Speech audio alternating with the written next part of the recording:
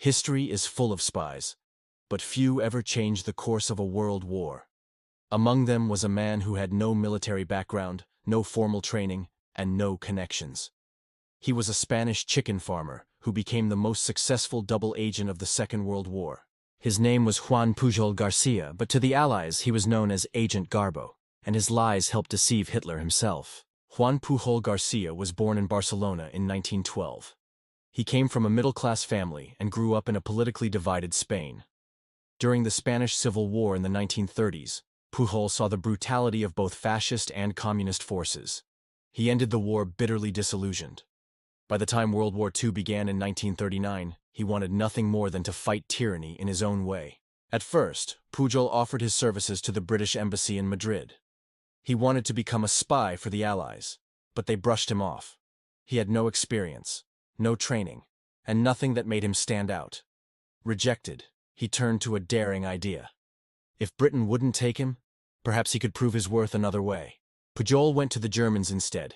He convinced the Abwehr, German military intelligence, that he was loyal to the Nazi cause and wanted to spy in Britain. Amazingly, they believed him. They trained him, gave him money, and told him to head to London.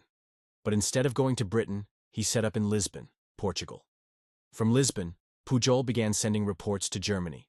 Every single one was fake. Using nothing but British travel guides, newspapers, and his imagination, he created an elaborate story. He invented a network of 20 or more fictional agents across Britain. Each had a name, a background, and even personal struggles.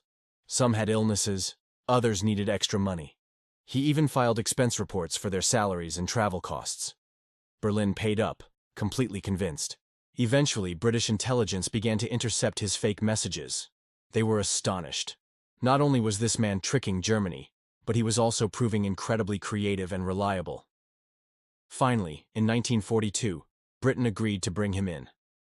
Pujol and his family moved to London, and under MI5 supervision, he became a double agent.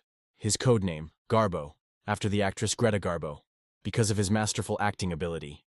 By 1944, Garbo had built an enormous reputation with the Germans. They considered him one of their most trusted assets. This made him the perfect tool for the Allies' greatest deception, Operation Fortitude, the plan to mislead Germany about the D-Day invasion. In the months leading up to June 1944, Garbo's reports carefully planted the idea that the Allies would attack not in Normandy, but at Pas de Calais, the narrowest point between Britain and France. He confirmed this with false details about imaginary units, false troop movements, and fake supply buildups. When the Allies landed in Normandy on June 6, Garbo sent carefully crafted reports that reinforced the German belief that Normandy was only a diversion. Hitler and his generals held back key divisions, waiting for the real invasion at Calais. Those divisions never came. By the time the Germans realized they had been tricked, the Allies had secured the beachheads. Garbo's deception had saved thousands of lives and contributed to the success of D-Day. Garbo's value was so high that he achieved something unique in history. Germany awarded him the Iron Cross, one of their highest military honors. At the same time, Britain gave him the MBE, Member of the Order of the British Empire.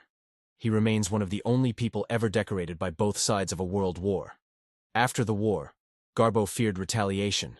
To protect himself, he faked his death in Angola in 1949. The world believed he had died of malaria. In truth, he quietly moved to Venezuela, where he lived for decades in obscurity.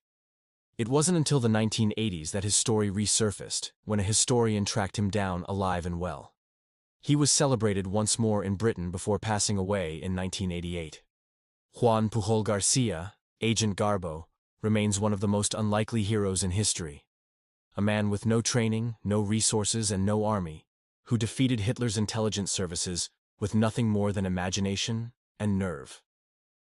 His lies saved lives, and his story reminds us that sometimes, even in the darkest of times, one person's courage can change the course of history. If you enjoyed this story, subscribe for more hidden chapters of history told in minutes. From forgotten battles to secret agents, there's always more to uncover.